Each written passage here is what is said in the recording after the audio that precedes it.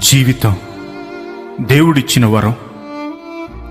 ఆ జీవితంలో దేవుని ఇష్టాన్ని గుర్తించక నా జీవితం నా ఇష్టం అని జీవిస్తే సంతోషాన్ని పొందలేవు, బ్రతుకులో గెలవనూ లేవు.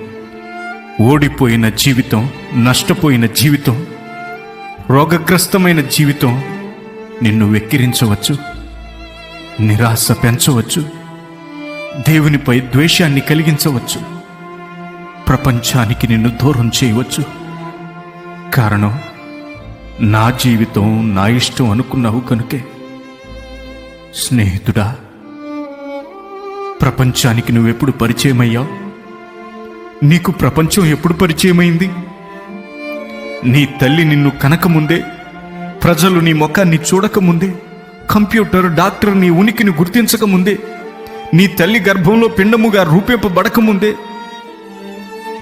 నిన్నెరిగిన వారు ఒకరున్నారని, నీ గురించి నువ్వు ఆలోచించే దానికంటే నిన్ను పంపిన నీ దేవుడు నీ గురించి ఆలోచిస్తున్నాడని, నీ గురించి నువ్వు వేసుకునే ప్రణాళిక కంటే నీ గురించి దేవుడు వేసే ప్రణాళిక గొప్పదని ఈ క్షణం నువ్వు ఆలోచించగలిగితే నీ ప్రతి ఓటమి ఈ ప్రపంచానికి ఒక పాఠం అవుతుంది. నీ విజయం ప్రపంచానికి మాదిరి అవుతుంది. అందుకే దావీదు ఇలా అంటున్నాడు, మా ఎడల నీకున్న తలంపులు బహు విస్తారములు, వాటిని వివరించి చెప్పేదననుకుంటున్నా అవి లెక్కకు మించి ఉన్నవి.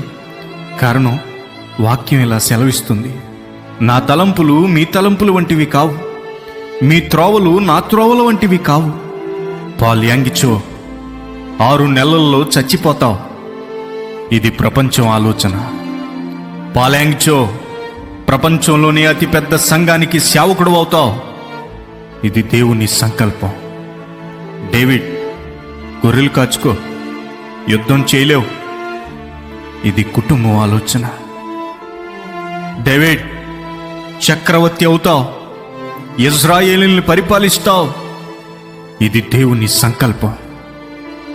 యోసేపులా గోతిలో పడద్రోయబడవచ్చు, చెరసాలలో బంధింపబడవచ్చు, అన్నల చేత ద్వేషింపబడవచ్చు, కానీ ఒకరోజు ఐగుప్తి సింహాసనాన్ని అధిరోహిస్తావు.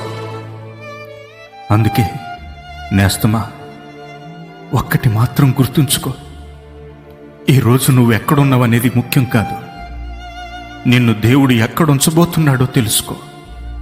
నీ పట్ల దేవుని సంకల్పం ఒకటి ఉందని, అదే దేవుని అనాది సంకల్పం అని ఈనాటికైనా గుర్తించవా?